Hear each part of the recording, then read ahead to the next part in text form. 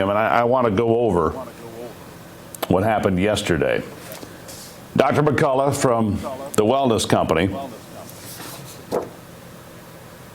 and he testified thousands of patients had vaccine injuries. Thousands had vaccine injuries. 1,065 peer-reviewed papers to date and counting on the injuries. 1,065, and they knew about it, said Dr. McCullough, August 2021. The first paper came out. They began to understand what the problem was. He said it was never safe enough for him to take the vaccine. He joins me now. Doctor, thank you for being here. Thanks, Steve. Great to be here. I mean, this is remarkable. You testified in front of the Senate yesterday here on Capitol Hill. I'm in Washington with you, and you pointed out some important things. August 2021. You first start to see real evidence of myocarditis. You are a cardiologist. You understand this better than anybody. The New England Journal of Medicine cited a 42-year-old man that came in with vaccine myocarditis, not any other cause. Vaccine myocarditis is what you testified to yesterday. 3 days later, he died. He could not be saved in one of the nation's premier hospitals. Teenagers were dying. Pfizer, Moderna, all linked to this myocarditis, this inflammation of the heart that was irreversible. I think, as you put it, the heart was scorched. The inflammation was so bad. The question is simple, doctor. If we knew this in August of 2021, and the effort to continue to vaccinate people, especially young men that were incredibly vulnerable to this, was going to continue, was it a cover-up? That's the simple question. Was it a cover-up by the United States government, by the pharmaceutical companies that were pushing these vaccines? Who's involved? Steve, congratulations, Senator Ron Johnson, for being relentless in his pursuit of justice here through FOIA and other mechanisms. He found out that the deception by our federal health agencies, public health agencies, started back in January of 2021. Early in the spring, the U.S. was communicating with the Israeli Health Ministry. They had already had 62 cases and 2 deaths. And then I testified that when in the summer of 2021, when the fatal cases, autopsy proven, were published in major journals, our government agencies never updated the warnings or the communications out to the public at large or physicians. And so because of that, countless lives were lost due to COVID vaccine myocarditis. Let me ask you about this, because I want to go a little inside baseball here with you. Doctors across this country, probably around the world, they have a computer on their desk. They get brand new information every day about emerging diseases and things that are happening everywhere, right? This is how it works. They get all sorts of information. My doctor is the same. I was very skeptical about the vaccines, but I called my doctor, family doctor for years, a conservative fella. He says, I think that they're perfectly fine and safe. I called other doctors. I asked about half a dozen different doctors in Michigan where I live. What do you think? Is it safe? Yeah, it should be fine.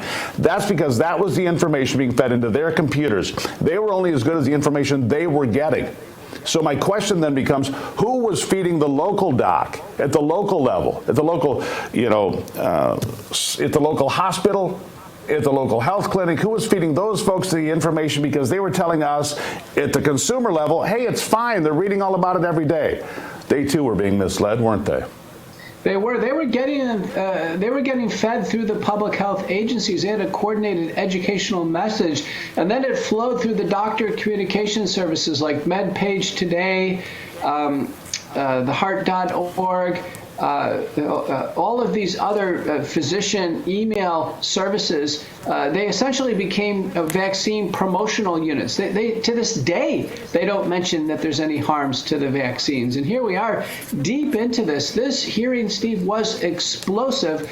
There were sharp exchanges, and I can tell you, it got to the point of just a visual farce when Minority Senator Blumenthal and Maggie Hassan had big poster boards put behind them in capital letters saying vaccines save lives. And I question, what pharmaceutical company gave them the posters to do this? Right. We were talking about risks and benefits. What you've done, Doctor. What you did yesterday in front of the United States Senate, you issued an indictment for the entire vaccination program. And I say that for this question. Was it criminal?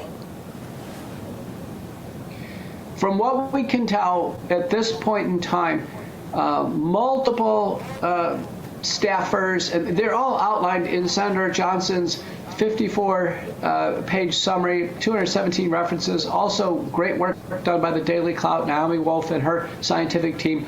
All the people involved, dozens and dozens of them involved, committed at least one crime, Steve, and that's fraud. Period. Fraud. It was a fraud perpetrated not just on Americans, but on people globally. As these pharmaceutical companies cashed in, I don't know how much money was flowing back to politicians by way of lobbyists. It's all suspect to me. I'll give you the last word.